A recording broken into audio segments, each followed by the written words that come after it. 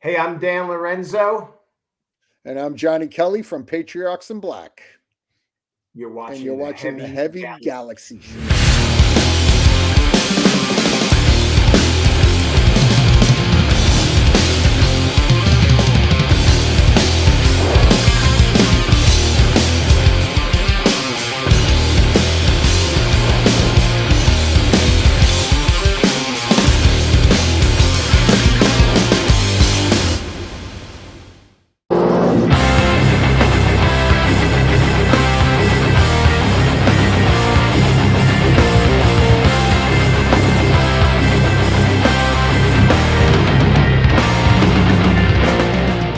All right, the Heavy Galaxy Show. Matt and John, we're back here with another episode here for everybody this week.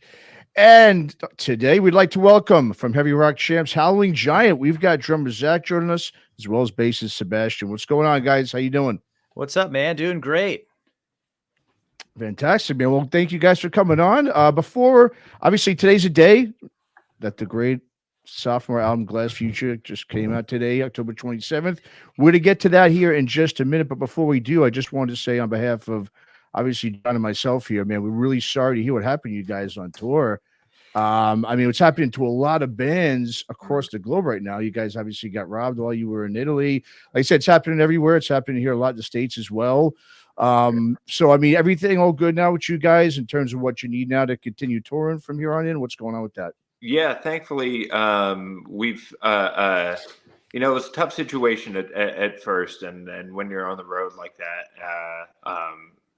that just kind of makes everything a little bit harder. But Sure. With the success of our GoFundMe that we had up, we were able to cover a lot of those expenses. So thankfully, everybody who donated really helped keep us on our feet. So yeah, absolutely. It kept us going for sure. Like, I mean, the fact that the gear wasn't stolen is, man, we were so lucky there. We could still play shows and yeah, out of the kindness of everyone's hearts there, they kept the morale a little higher after that day. And, all of my clothes were taken, so I got some sweet new Italian threads. Wow! I guess that's cool. That was a running joke for the last half of the tour was just Zach having his European fit. Walk us through like how it happened. Like, give us the backstory behind the man. I mean, it was so wild because we got to the venue in Milan super early and we were like, hey, let's go. Like someone needed to run errands somewhere for like a case for something. And we were like, well, we can go get a coffee. We found like a mall 10 minutes down the road and we were like, okay, let's go get a coffee. We parked, in broad daylight underneath a security camera. Yeah. And there were security officers in cars driving around the entire parking lot. And we were like, cool. All of our bags were hidden, packed up. You couldn't see a thing in there. And we go to get a coffee and come back, 10 minutes later, somebody smashed in that side window, opened the van. And you could tell they were in a hurry because it was just like there were still bags. They were rifling through stuff and just grabbing what they thought. Yeah. And that was pretty much it. Just a classic smash and grab type of thing. That's what it was. Yeah. It looks like. maybe it was an inside job. It's hard to say, like, you see the security around there. It's like, are you telling, or I don't know. I don't want to get too conspiracy minded. Right. I was just like, what's going on here? Oh, man. Well, let's get into the good news here, obviously. As we said, today, the release of Glass Future. It's out now on Magnetic Eye Records. I mean, just what a follow-up, obviously, to you guys' first full-length, The Space Between Worlds that came out in 2019. I mean, you guys obviously continue to do, what you're known for on the record, which is just, combining a blend of just so many different heavy rock genres that you can think of on top of that killer metallic bass that you guys got. And, I think it sounds a little different to me from the first record is the guitar is a little more crunchy and less fuzzier, maybe in the mix, but other than that, obviously this is really right up, your guys' alley, what you tend to, that you've been doing now for, almost 10 years or so. So talk a little bit about, what you guys wanted to do and did really differently on this record compared to the first full length. So for this record, we felt like we had a lot more time to kind of get prepped for it. So we wrote probably like 18 songs or something. Okay. You know, this was all going through the pandemic too. So while we were doing some Twitch streaming, we were writing music and just constantly creating. But yeah, we wrote about 18 songs and then whittled it down to the 9 plus the hourglass that you hear. And we feel like doing it that way rather than the way it was with Space Between Worlds. I mean, I can only kind of say because I joined halfway in between the writing process for that, but that felt a little bit more rushed. Whereas we were just able to make sure that everything was perfect songwriting and recording wise for this record because we took our time. Right. If something, if something didn't sound right to us a couple days later, we're like, we're going to go back in, we're going to retrack this. We want it to be 100%. Songwriting wise, I think everything's a little more concise. Not that we don't like some proggy rambling. Like, we definitely love doing some of that, but we just wanted in this record to kind of get to the point a little bit quicker with some of these tunes. And that's not saying we won't do, another 20-minute song like we did on the Masamune split ever again. It's just like, that was the identity of this record. Yeah. We'll definitely, done the 20-minute. Next step is an hour-long song. Yeah.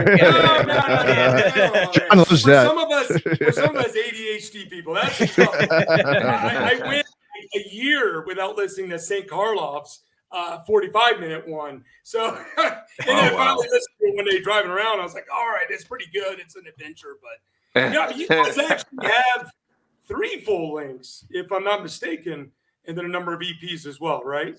So it's kind of funny. Like, we have what we would say, like, I'd call this one our second full length, because the first few we did the self-titled EP, and we have Black Hole Space Wizard 1 and 2. 2 is a little bit longer. It's like a half hour, but I still kind of consider that an EP overall, because eventually we'll do part 3 and put all of the Black Hole Space Wizard on one like double vinyl set kind of deal. So, and then of course there's like, we did the instrumental EP Alteration around the pandemic, and then the split record with Sergeant Thunderhoof. So like, at least in like identity alone, I know technically you could consider part 2 like almost full length. You have a lot of bands dropping a half-hour record and call it that, but for us, it's not complete, like, it'll be complete when part 3 is out. Yes. Part 3. Wow. Yeah. That's interesting. Yeah, man. What? It's coming. What is the concept? Walk us through the concept of 1 and 2 and what 3. Yeah. Your vision as far as the concept behind those albums. Right. So Black Hole Space Wizard Part 1, you kind of introduce this character, the Pioneer, and humanity has been long gone from Earth, and they're on this mothership in space. The last of humanity is floating around. They're looking for a habitable planet, and they send these pioneers out, and they eventually find one. The guy kind of uncovers what doomed the original Earth, which was the Black Hole Space Wizard, just kind of a planet eater. Part 2, so part 1 ends with him crash landing, not really knowing that he's on the husk of old Earth. Part 2 kind of comes in. He discovers this druidic enclave kind of keeping this small little forest alive, meets this Earth wizard who kind of tasks him with, you must destroy this thing or contain the Black Hole Space Wizard. And that's kind of where you end, is like, okay, part 3 is all about the conflict itself. So we're kind of working on some stuff right now. We tracked a few songs, and we'll eventually get there. Still like disagreeing on the story a little bit. We kind of have a loose idea, but we got to make sure. It's like, how do you end something like that, right? There's so many ways. So we're kind of going through some ideas currently, and it's just so funny that Glass Future just came out, because just a couple months ago we were in the studio starting to work on some new tunes. So just, it's getting in that cycle. Oh, very cool. Speaking of tunes, I mean, one of the tracks I really like, obviously, is the video single you have for Aluminum Crown, which I saw was originally, it was supposed to be, I guess, a collaboration with you guys and the late great Mark Lanegan, which you know, of course, Mark from Screaming Trees and Queens of the Stone Age fame. I mean, what obviously an original voice and icon. He was in heavy rock for decades. So I mean, obviously that really sucks that it never came to fruition. But obviously, I think you guys did just a bang up job, and you know, obviously paying tribute to him on that track. So I guess talk a little bit about that and how that originally was set up with Mark before he unfortunately passed. Sure. So Magnetic Eye was putting together kind of a compilation record where all of their bands were going to write some tracks for Mark to write lyrics and do vocals. We kind of went into the studio, just spent some time there and ended up with 2 songs, and we sent them off, and Mark was like, great, I'll work on both. We didn't think that he would take, you know, there was no guarantee. So the fact that he was like, cool, yes, let's work on this. That was pretty amazing. And he started to work on it. Unfortunately got COVID, went into that coma, but came out of it, wrote a book, started getting back on the project, and then a few months later passed away. So the songs kind of came back around, and we decided to put Aluminum Crown on the record, and we, you know, never got to hear what he was writing, like any of the lyrics or melody. So we tried to just write something that we think that Mark would have written as tribute. Right. Mm-hmm. Of course, none of us have that deep, gravelly voice. So, you know, what can you truly do?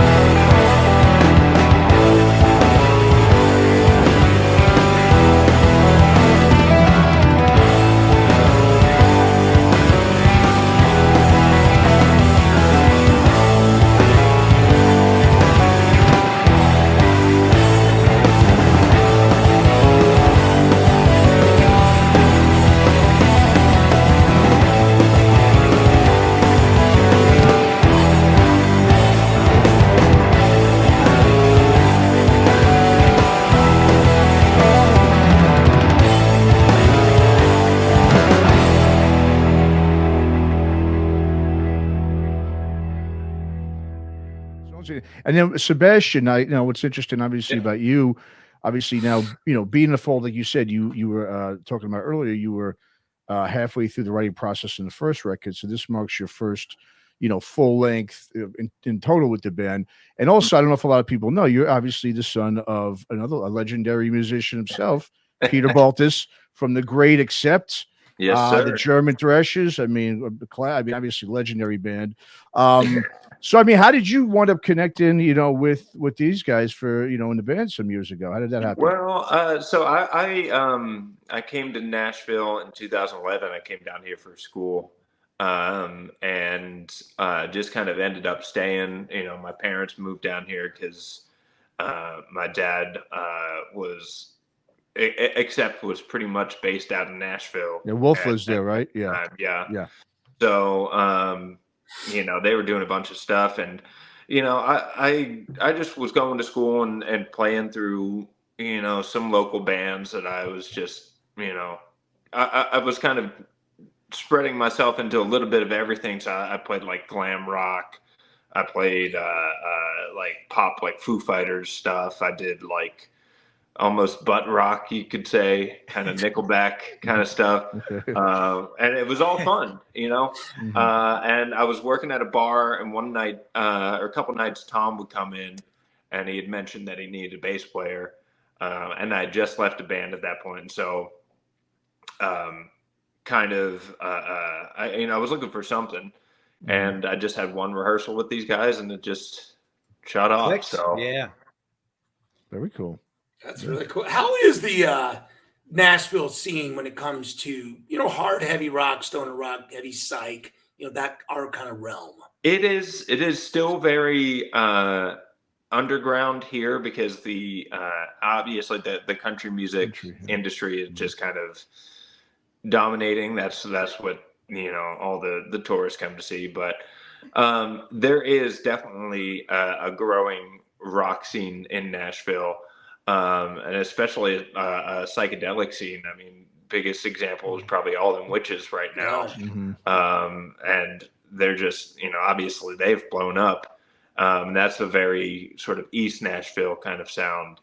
Kind of blends in some of that indie psych, but there's still some riffs going on. I mean, we've seen a few different iterations of the heavy bands coming through. When we were starting to play shows here in 2015, in the early days, there's a band called Silent Monolith. They're still around. So KJ and Nate at the time kind of brought us in. They helped us book our first shows around here. There's this other awesome band, Sunwheel. And we would just start playing these stoner rock shows around town.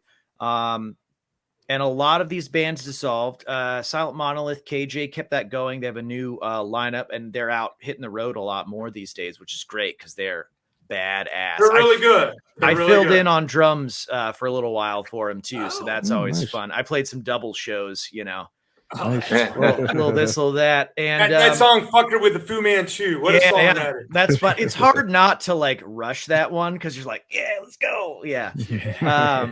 But and now these days, I mean, John, we've talked about it a little bit before. You have kind of this new wave coming through with the Swell Fellas and Karma Vulture, and man, I'm just trying to think of more. There's a handful. The Absurd, right? Yes. They're like brothers. Them and Karma Vulture, right? So, exactly. So they're starting to kind of come back around, and there's always a little scene bubbling around here, and you can find somebody at the Springwater Supper Club, just the diviest dive that there is around here. So and hey, do a couple of the Rival Sons guys live in Nashville now? Did I hear? I can't remember. I used to work at a drum shop, and their drummer would come in. So I don't know if they were coming through on just like a lot of bands will come in just for weeks for a studio or like tour rehearsals and stuff. So I don't know if they were living here or not. I had heard that. Gosh, I think Jay Buchanan, the unbelievable singer, Rival Sons, and one of the other guys lives there. I mean, they don't all live in the same city anymore, right? But I mean, God, they're on the road so much at this point in time, and they put 2 albums out this year that they're probably not home much to begin with. Right. I mean, you see a lot of bands doing that these days. When you get to a certain point, I mean, All Them Witches is that way. They were all in Nashville, and now they've moved kind of to their, whatever their individual homes are or closer to family. But like they're about to play the Ryman in a couple days here for some Halloween shows. So they just come back into town. They, they rehearse, they play the shows, and then they go back home and wherever else. I think, that sounds nice. Cause I think at some point for us, we kind of want to head back north. Nashville's been great, but to get out of the heat would be cool. I've got family in Pennsylvania. Seabass, you originally from Philly, and like I don't know, we love being in the New England area, so I'd love to kind of head back somewhere. You like all that fucking snow and ice? I love it. I'm down. Really? Man. I don't miss it. It beats the Tennessee heat, man. I grew up right outside of DC in Virginia, Northern Virginia. So I just kept moving south. So I'm kind of the opposite. I don't mind the heat and all that. I was down in Texas for Ripple Fest. It was a little hot, but dude, yeah, we played that last summer, man. When that was a heat wave. Like it was like 105 degrees those days. It was crazy. I'm glad they moved it to September. It's still hot, but it's not nearly as bad. No.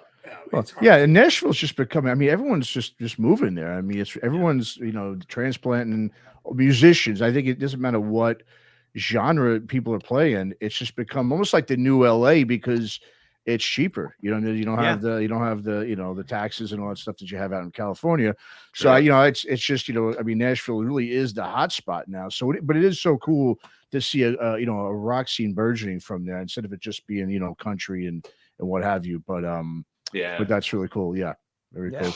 So one of the tracks I want to ask you guys about too, I love on the record, Hawk in a Hurricane.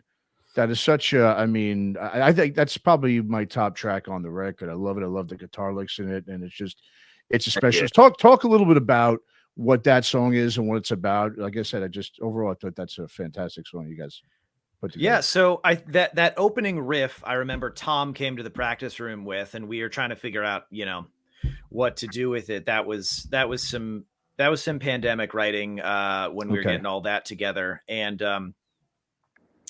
I mean, lyrically on this record, we started to, we got away from the entire thing being a concept record. So each song has its own concept. And, at the time, that one is a lot more personal to Tom. And we were kind of writing about just some internal struggle, that he was kind of going through and just kind of being blown around, and he kind of envisioned the hawk in the hurricane, just like, struggling to fly through. And that was just the visual that he kind of provided. And we kind of all got together on that one.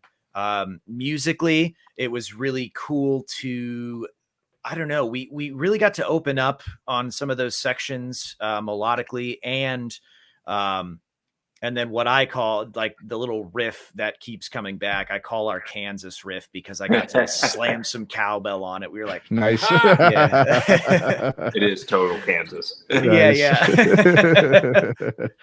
Oh man. Well, speaking of Kansas, I mean, you have some layering going on as well. Yeah. Always seemingly with some keyboards and all that. You've toured with some synth keyboards in the past as well. As a Yeah, so we had our buddy Marshall play keys for about a year and a half. He did all the streams on Twitch, and then we got on the road with him. And really, he was a buddy that I worked with at a drum shop, and he happened to play keys, and he left ultimately just because he wanted to play drums again, which totally fine. He's out there killing it. But our buddy Drew, who lives outside of Fort Worth, Texas, he plays keys on all the records. We've had him since day one. He plays for this outlaw country artist, Cody Jinks. So Cody's got him on salary full time, so we can't truly afford to bring him on the road. But sometimes we pass through Texas. If he's free, he's going to come play. And then he has a studio out there that we've been kind of back and forth working on new music. So it's really nice to have a creative involved that's a little removed from some of the process, so that we're obsessing over something, but then we can work with Drew, and he can be like, okay, you're overthinking this thing. Here's he's a mastermind too. I mean, literally, we did a show years back where it was again just one of those shows passing through Texas, and he got up and was playing with us, and we were playing probably new songs that he really hadn't even heard before. Wow. No rehearsal. Like, he just hops in. All right, let's go. Nice. Or And like he the just other, played, so. yeah, right before everything shut down, we were opening for Truck Fighters in Nashville. He happened to be in the studio in Nashville that week, and he was just like, I'll come play. We're like, great. He was like, if you can find me some gear. So we just borrowed some stuff from a buddy, and he hopped on stage. Like, amazing. What a player. Yeah. Awesome. Oh yeah, that's great, man. Well, I mean, one of the cool things too about you guys now, just talking about your the band's approach to the vocals. Obviously, you got sort of that triple vocal attack that you guys use. I mean, talk a little bit about what your approach is on who's going to sing what, who's going to do what. You know, for the most part, with the tracks.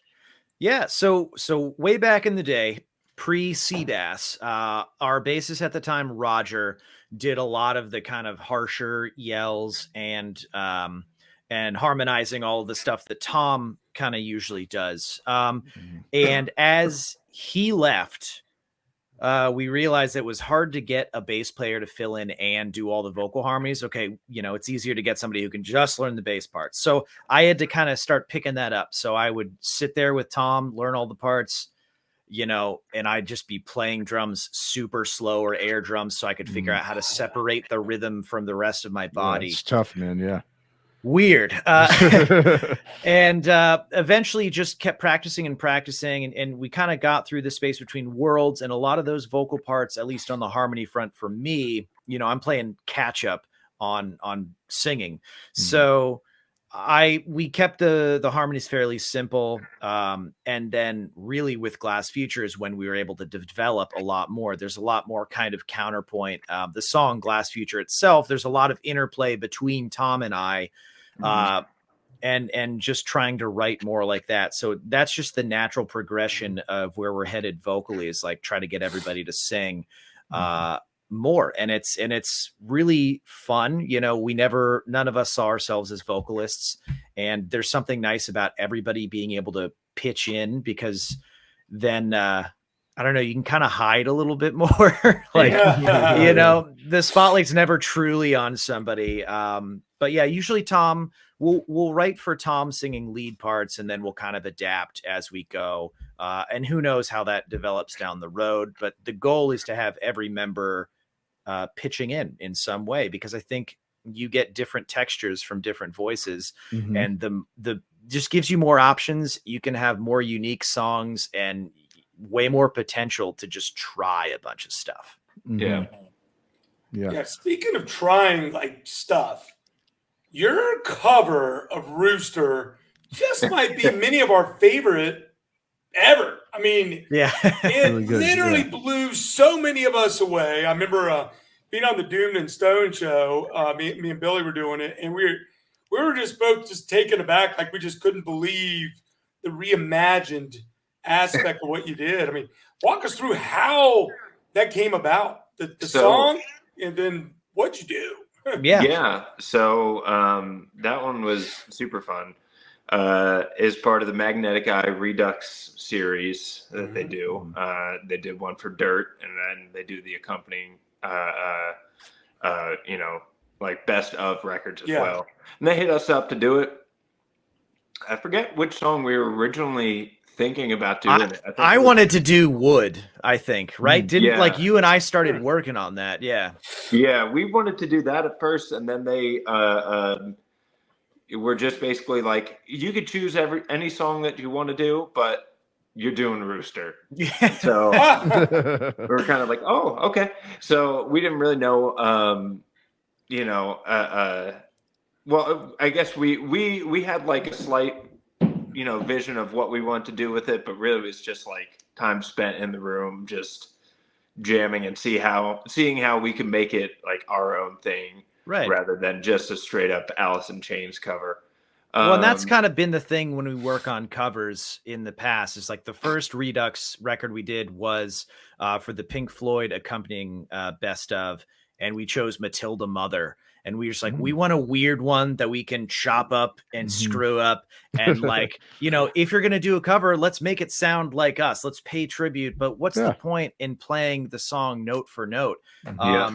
So we kind of just like really took that in for everything. And we've gotten a little bit of, you get a little bit of hate for doing stuff like that. Like when we did Shoot to Thrill, the Blabbermouth forum was not happy.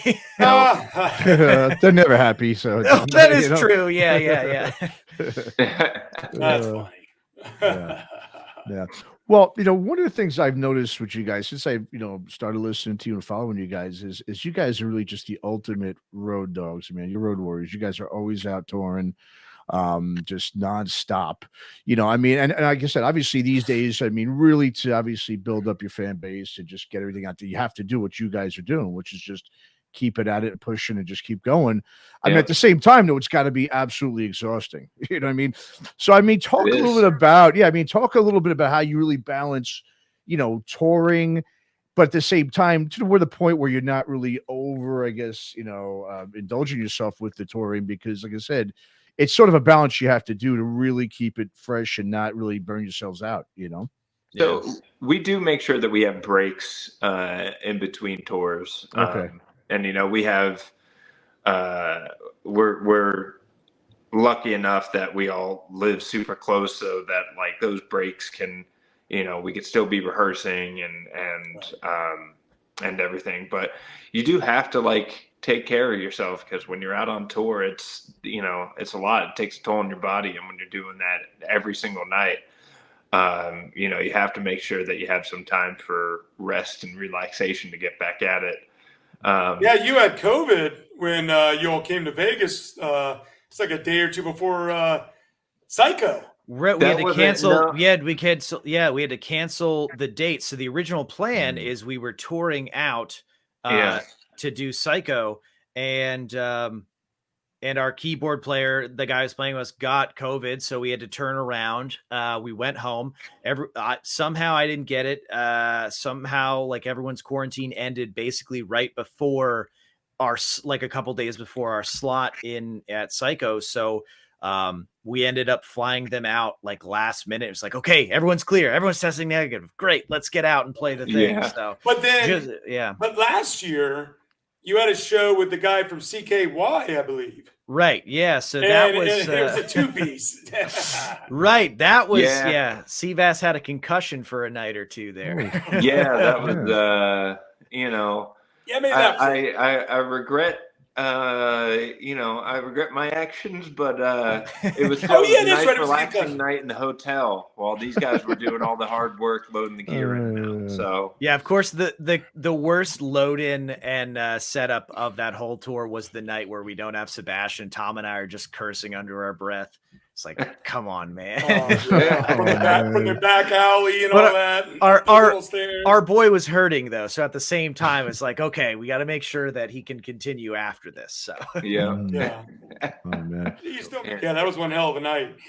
What has been the biggest crowd you all have played in front of? I would say in Seattle when we opened up for Elder. Was that the biggest crowd? That was like a 900 person venue. That was a 900 person venue, and they sold it out. But I mean, some of the festivals, sometimes it's hard to tell, like, depending on where you're at.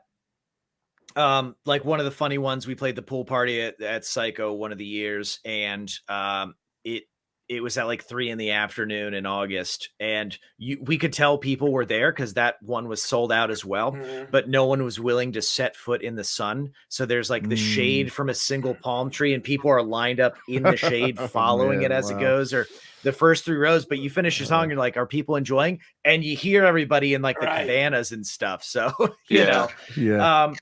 But I mean, some of these fests have been amazing. I think that's some of the biggest crowds have been like when you get between 800 and 1,000, and that's probably the biggest stuff that we've done, which is insane to see. Yeah. I mean, look at Elder now. Jeez, I mean, they're going out with Tool. It's a great success story, obviously. To watch along the way. Tom and I watched them when we lived in Boston. We saw them in like I think it was 2010 or 2011.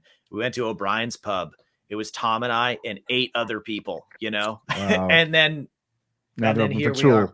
Yeah, crazy. I saw them with about 15. I saw them with about 15 people when they were on the Spirit Caravan Most Generator tour. Oh, cool. And Oh, wow. literally, yeah, what a great tour. It was like 16 people there. The Yeah. dive Oh, to watch it. man. Yeah. It was so it's really neat to watch bands, evolve like that along the way. And it's a rough world for bands in the hard and heavy rock, heavy psych thing, particularly in America. Yeah. I mean, it's I've done the numbers, I've followed the money, I've watched social trends. Everything's against, the odds are all against it completely, but we all pull for good bands like you guys to continue it, hoping that at some point in time, besides Gen X, because we're really the fuel that helps go to all these shows. I mean, 100%. Yeah. 40 and 50-year-olds, mainly guys, we're the ones supporting the real rock scene. Besides, obviously the bullshit that's on the radio and the labels. So it's just crazy. We hope that sometime, someone figures it out around here that there's more to this world than just rap, hip hop, country, and more pop music, which we've always had pop music in this country, but it's just so overboard that the creativity leaves out rock and roll, it seems. So it's just very unfortunate. Rolling Stone just put out their top 250 guitarist. I looked at 250 through 200 and I just stopped. I'm like, who in the fuck are these people? Very inclusive, I get it, but they excluded like really good, metal and rock guitarists along the way. I mean, Gary Moore, George Lynch. I mean, we go on and on. Eddie Trunk's gonna talk about for a million years. He's part of the Boomer Nation that complains about it. But it's just crazy. When you guys were growing up, like in high school, what were your favorite bands, particularly like your junior, senior year? Man, so I was a metalcore kid, so I was listening to like Killswitch Engage, but like one of my favorite bands was, and still is, Coheed and Cambria. They kind of, it's weird. They came out of that almost emo scene, but they have the tinges of prog, and they kind of just started leaning into that more. And it's always about the bands that last are the ones that are, sure, they're in that genre, but they are experimenting outside. And and they're a great example of that. And that's why they've had such a long career. I mean, they started doing their own cruise now. They have a Coheed cruise that I think just finished up. So it's like, people love that band. They do, yeah. And it's because they do what they want to do. So they've always been just like, just a great business model. And that also goes to show, like, you see all the popularity in popular or like radio rock or anything else. And like a lot of those fan bases, it's kind of fleeting because, people might show up for a show, but like in our scene, people will show up for every show. So it's like, it's getting those diehards. And that's how, like, man, it took how long for Red Fang to hit. Those guys were in their 40s till they got popular. But I think like, I mean, that's, and they got popular because of their videos. I mean, their videos is really what helped. I will say, like, Red Fang's cool. I had them as part of Planet Desert Rock too. I think they're good guys, good band, but there are a lot of bands better than Red Fang. But their videos were just so funny, captivating. It got viral, and we all know how, the world works with algorithms and everything else. And of course, a little money behind you and this and that. It's just really a tricky fucking world, to say the least. What year did you graduate, Zach? High school, 2009. Woo. Yeah. You were young, and you guys. And I was 2011 when I graduated, but still around that time, 2010, 2011, I was listening to, my dad just raised me on except Iron Maiden, Judas Priest, classic metal. Yeah. Those were like the big four. What about Sabbath? Sabbath, yes. I did listen to Sabbath, and I didn't go out of my way to listen to Sabbath. AC/DC is the all-time like biggest one for me, and my dad as well. What's interesting, Seabass, is we're very similar in what we were into in high school, except I was in the 80s. And Sabbath, I was late to the ballgame, quite frankly. just was paranoid about the name. It just scared me. I mean, just stupid things. But I got into Dio and I got into Ozzy, and I remember someone going, "Oh, you like Ozzy? I mean, you like Dio?" And they said, "Listen to Heaven and Hell." Yeah. Oh, and nice. I was like, Oh, yeah. You know, the Mob Rules. And I was like, "Holy shit!" Yeah. And then someone's like, "Why don't you grab that Black Sabbath greatest hits and give a little listen, and the rest is history." I mean, for me, it's the best band that's ever lived as far as sort of songwriting, innovation, everything else, because everything kind of comes from it. But AC/DC was the jam. Yeah, man. An entry point for many of us. Just like I think nowadays Metallica has become an entry point for some, you know, the last few generations. Yeah, for sure. You know, it's just really weird. But I was wondering if your dad, you know, was maintain the metal presence. He had to, you know, at some point. Good. You know, and literally the first song when I was trying to learn guitar, he just put a guitar in my hands and sat me down and put Thunderstruck on. And I was just like, learn this. I was like, oh, okay, I guess I'll just start on this crazy high level. But not that I got any better at it. But so AC/DC has just always been the one. And I've been trying to weasel my little AC/DC isms into Howling Giant. I was gonna say a lot of this scene in general, whether it's stoner, desert, doom, psych, Seabass was pretty new to when he joined the band, and like I'll admit I was late to the party as well. Being like listening to some of that stuff like Coheed or Killswitch Engage or like any of the metalcore. A band that drew me in was when somebody showed me ASG, because it has the hints of that. It has the skate punk, but they are one of my favorites of all time. And that's what kind of hooked me in there. And like, it took me a little to understand, like, sure, we heard Weed Eater around that time too. And like, that was like, I didn't get it right away, but now I'm so in, you know? Wow. Well, yeah, you don't care about vocals since you like hardcore, so. Weed Eater. I like Weed Pecker better. Oh, yeah. Which is a great heavy side. Oh, yeah. A little bit of progressiveness. I mean, out of Poland. I call them part of the new wave of heavy psych, which kind of goes with Elder, King Buffalo, All Them Witches, Elephant Tree.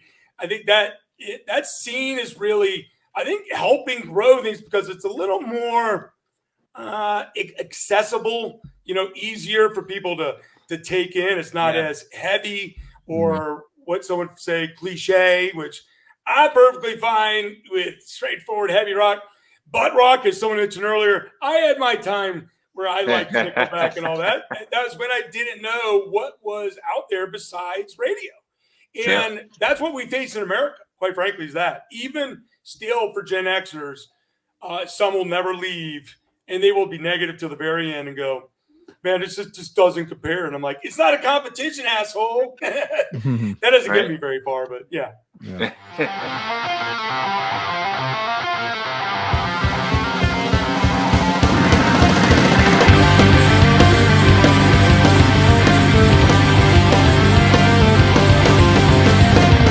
Flashing lights racing on monitors, lighting the wall.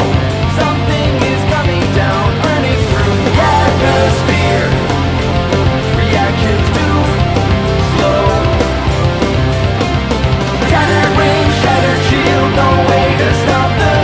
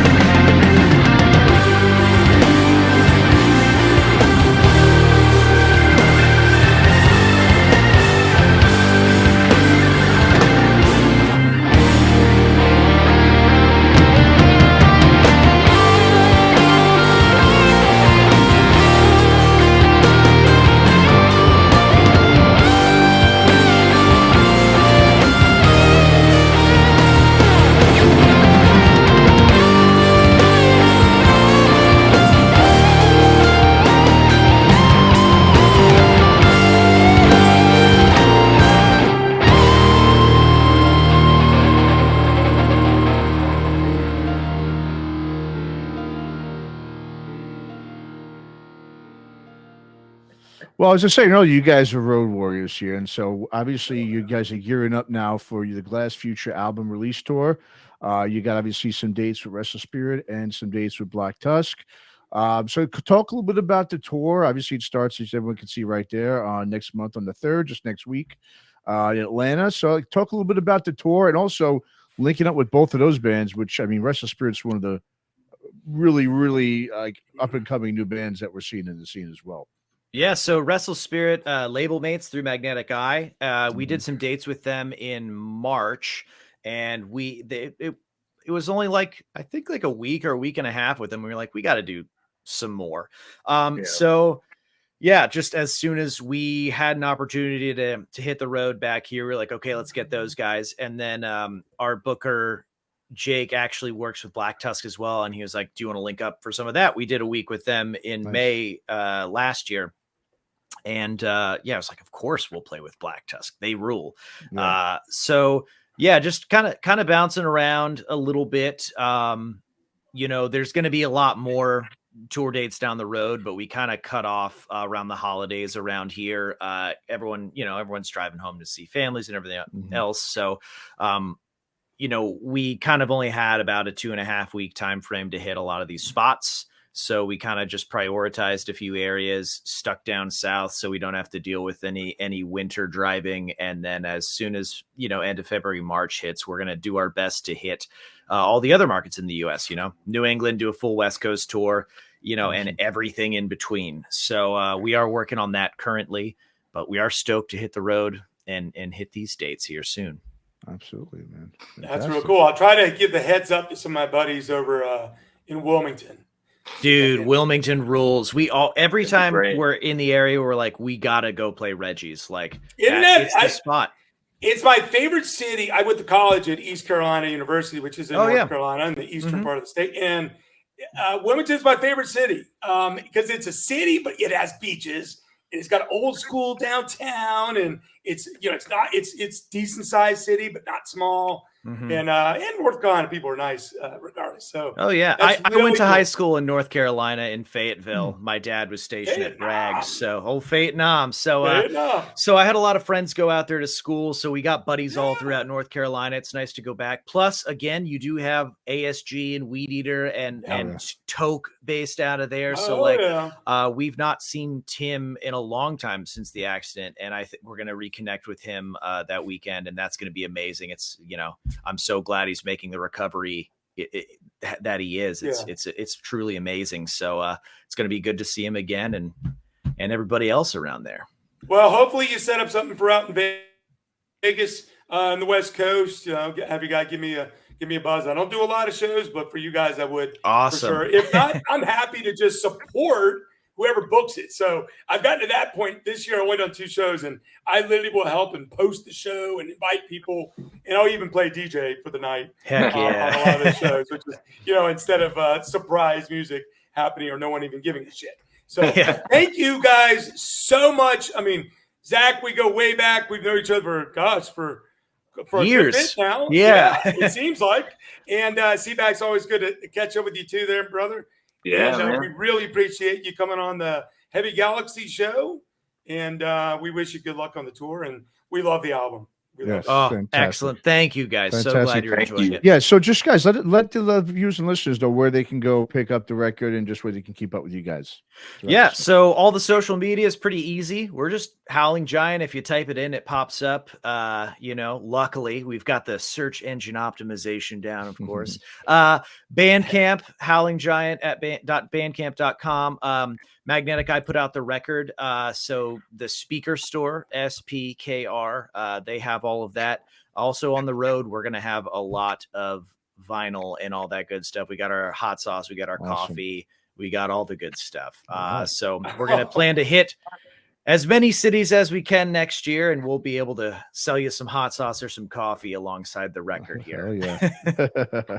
Fantastic. All right. Well, Zach, Seabass, thanks so much for coming on, guys. Follow your faith.